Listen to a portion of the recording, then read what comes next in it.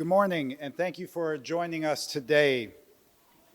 Public safety is a top priority for Michigan Democrats. We have already taken steps to reduce gun violence in our state with the passage of laws to expand required background checks, create a process for courts to impose extreme risk protection orders to keep guns out of the hands of those intent on harming themselves or others, and by requiring safe storage of guns in homes where minor children are present. Today, we are announcing legislation to expand on our commitment to help build safe and strong communities. We know our local partners are stretching available dollars to help keep neighborhoods safe and prevent escalation of violence, but they need more support from our state. The Public Safety and Violence Prevention Fund will create a dedicated permanent source of funds to help increase public safety. Money from the fund will be distributed to eligible cities, villages, and townships based on crime statistics gathered by the Michigan State Police. These dollars will go directly to those communities experiencing the highest crime rates in our state. I want to thank Representative Farhat and Shannon for their leadership on this issue today. Also would like to thank Mayor Duggan, Chief White, and Deputy Chief Trigg for being here today to lend their support and share their perspective on how the Public Safety and Violence Prevention Fund would positively impact their city. And now I would like to introduce Representative Alabas Farhat.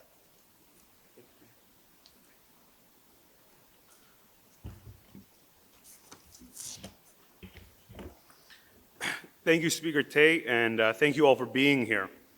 Keeping the people of Michigan safe is the utmost importance, and that's why we are introducing legislation that prioritizes the Michigan people and places them and their safety first.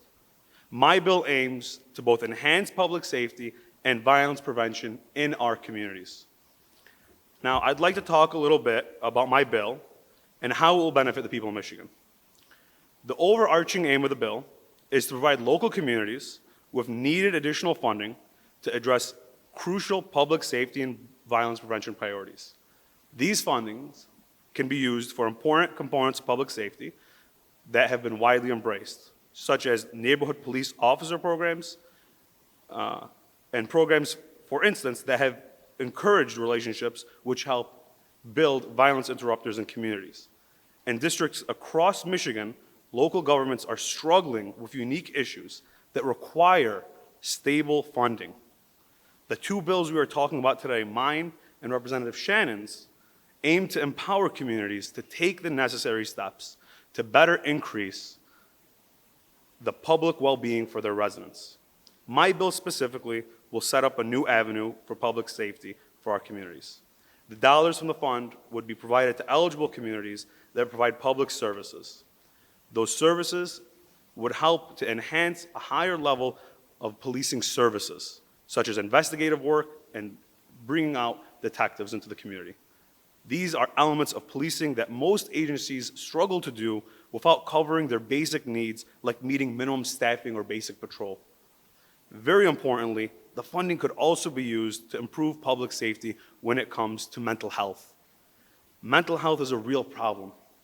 For example, in my city of Dearborn, mental health concerns and emergencies make up nearly a third of 911 calls. Strategic use of these types of dollars could help reduce the number of calls and help folks get connected with proper assistance faster. Each municipality would receive regular funding at least proportional to their average share of violent crimes that were reported by the Michigan State Police. What that means is that communities that need the funding will get the funding. It is important to note that these funds cannot be used to replace current existing dollars for public safety, meaning these new revenues will support, sustain, or grow public safety in communities throughout our state without impacting their current spending commitments. Now, allow me to underscore that the violence prevention component of the trust fund. This allows communities to invest more in community violence intervention.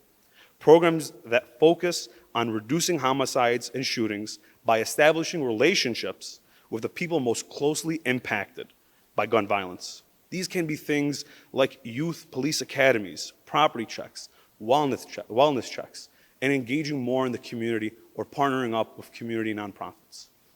We all see our communities are in need of more protection. We all read about it. We all feel it at the local level. So this legislation addresses that need for additional funding. In my district, a repeat theme is that we love our neighborhood police officers.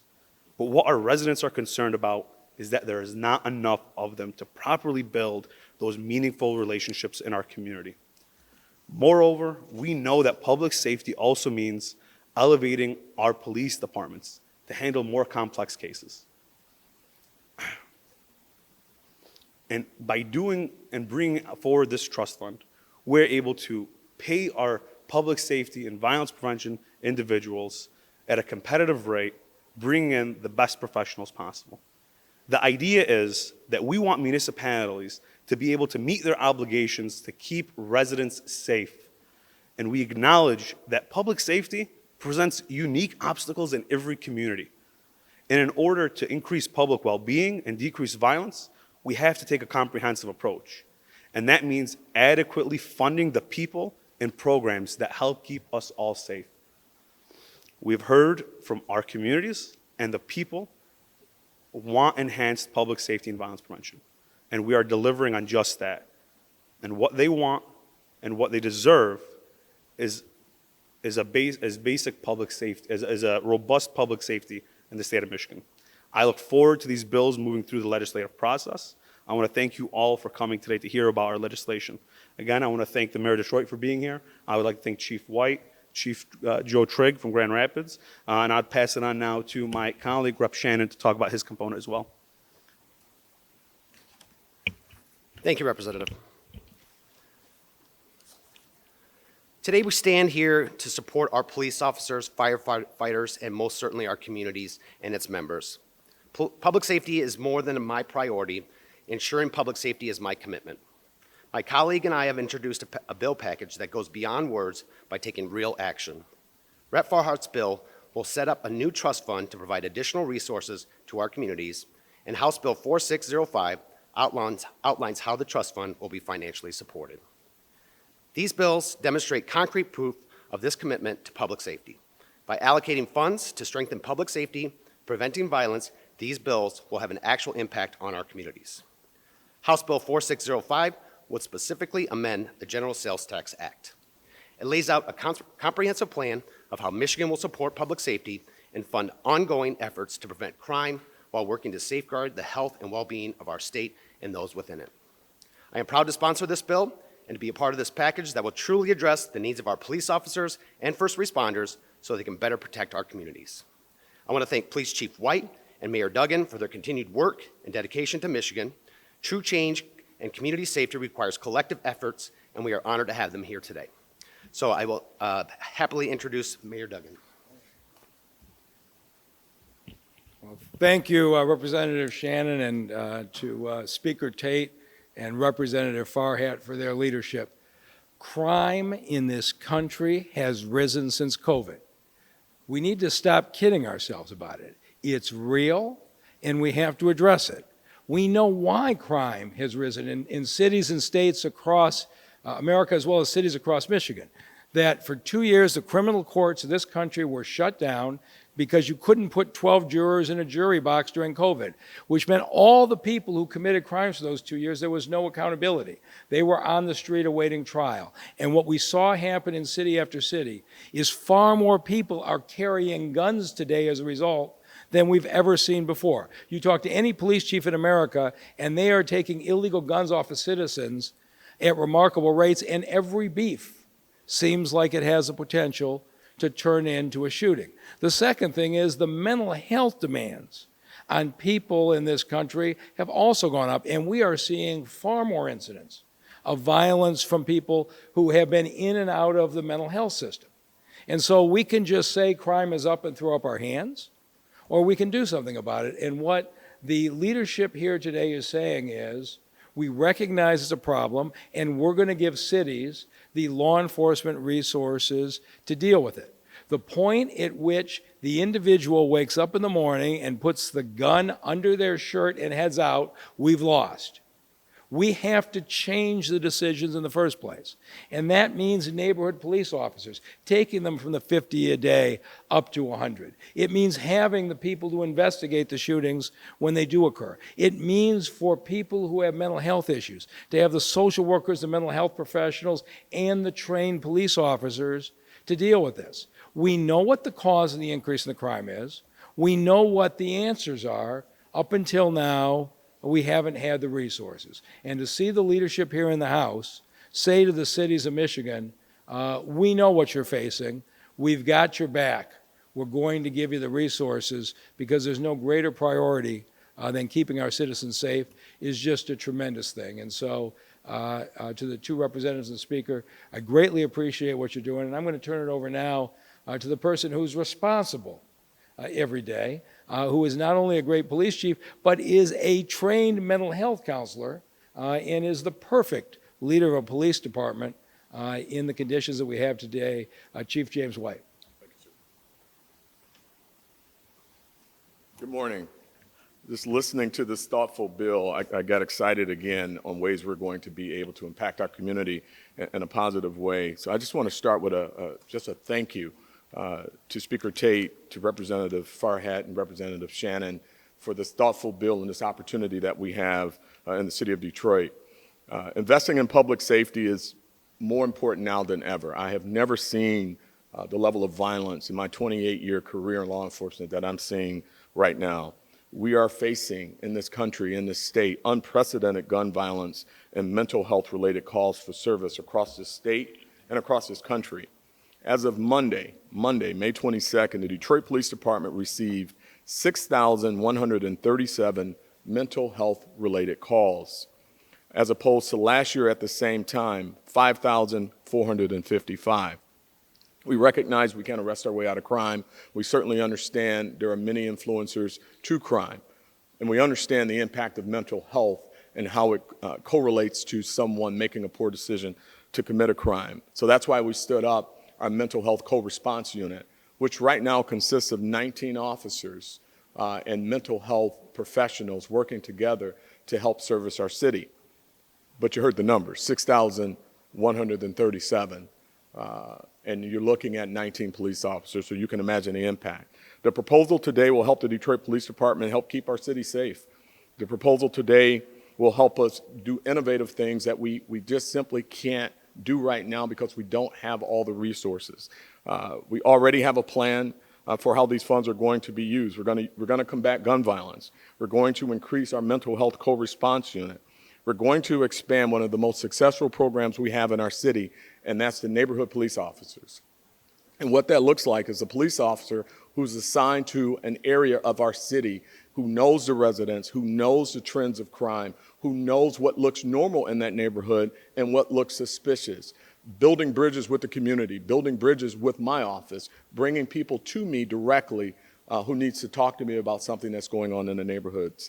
At a very low level, we do something called Walk a Mile Wednesdays, where I literally get out into the community and walk around the community to talk to those who have concerns. And that's influenced by our neighborhood police officers. Being able to take them from 50 to 100 will be very impactful for us.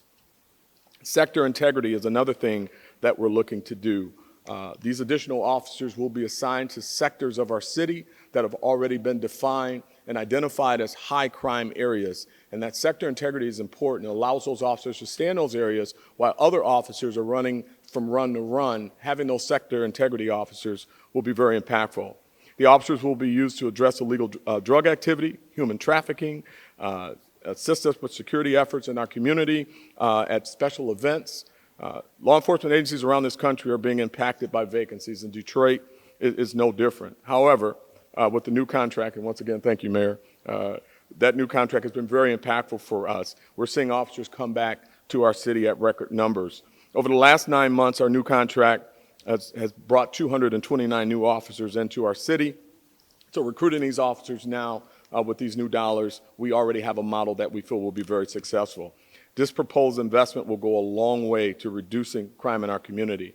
With this investment, our comprehensive strategy the new raises that I've talked about, our community engagement, and a mayor who's a former prosecutor who understands crime as much as I do, if not more, which makes my life a lot easier, by the way, we are poised to be successful in this endeavor.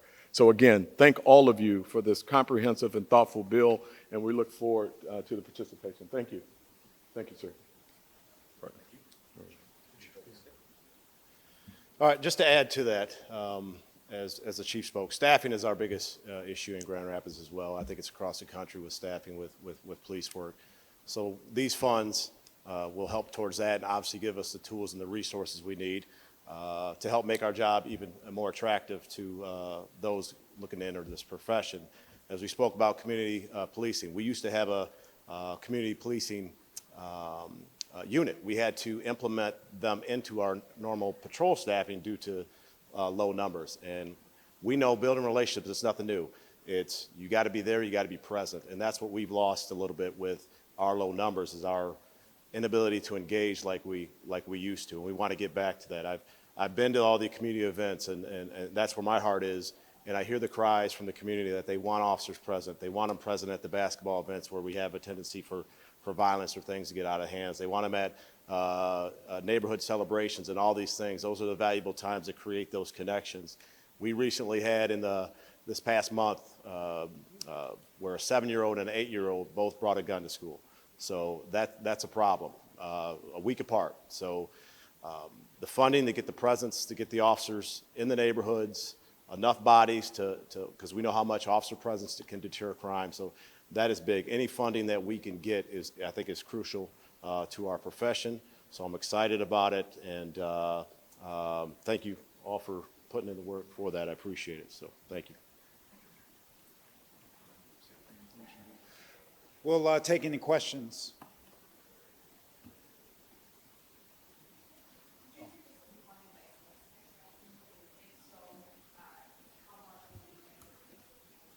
It will be funded by a diversion of sales tax dollars. It'll be about $100 million that'll be diverted into the trust fund. That's what we're looking at right now. The anticipation is that it'll be from the unrestricted dollars that we generate from the sales tax. So the anticipation that holds schools harmless, yes. So I think even what we see in the governor's recommendation, right, is there's been an emphasis on public safety specifically, right, is that we see a surge in violent crime, and that's, I think, a conversation that can happen as well. But specifically as it pertains to public safety, we want to address that now in violent crime, right? And so the way we're looking at doing that is through this trust fund.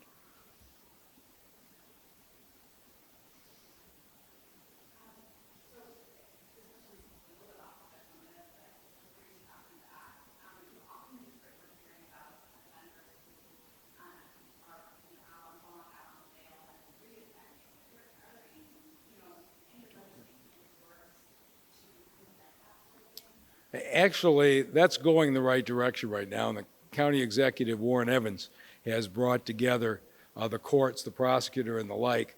And I'm going to do these numbers from memory, but I'm going to say 8 months ago, there was a backlog at Circuit Court of 3,500 gun felonies. Now they've got that backlog down under 2,000. And Judge Frizzard is doing a great job. Judge McConicle at 36th District Court is doing a great job. As you bring down the backlog, you take away the pressure of the judges to do these low bonds. So we're seeing that all move the right direction, and this will be a key piece because we're going to be able to do two things at once. We get the court system working again, and in Wayne County, the county executive is leading a great effort on that, and then we get a police department that can respond to the difference in the surges. We do believe the city of Detroit will become significantly safer over the next couple of years, and I think you'll find that true with all that. And in response to the earlier question, the beauty of this proposal is this. The $100 million goes to cities with the highest crime, but they have to maintain their current effort levels. We can't just take the money like we might in revenue sharing and swap something else out. This will be for new law enforcement in the cities that need it the most, and I think by making it dedicated for law enforcement, it's going to matter to a lot of cities.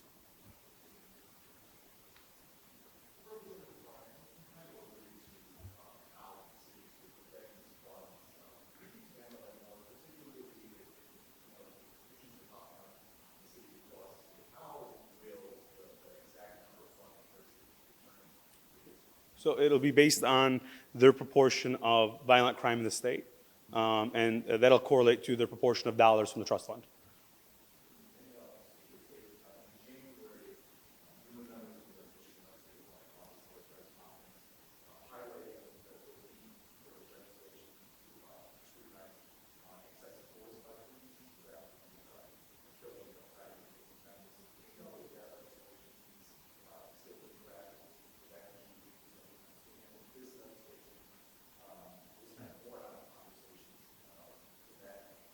Sure.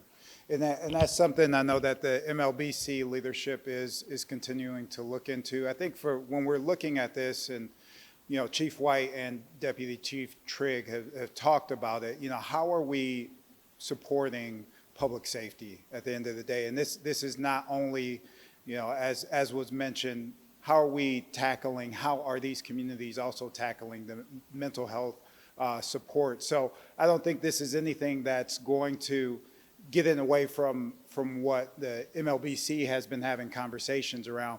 But we want to make sure that and ensure that the state is supporting, you know, our local municipalities around public safety. How are we creating those safe and strong communities? And this is a real opportunity for us in Lansing to do that with our local communities across the state.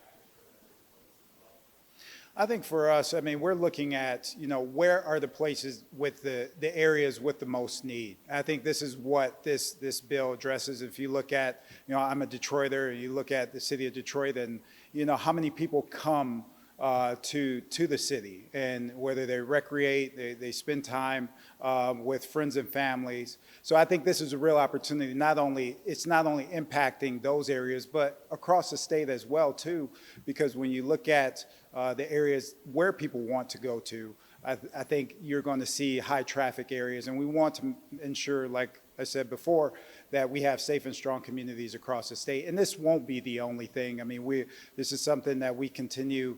When you look at other areas around creating that, we are seeing both urban and rural areas that we want to focus on as well too with public safety.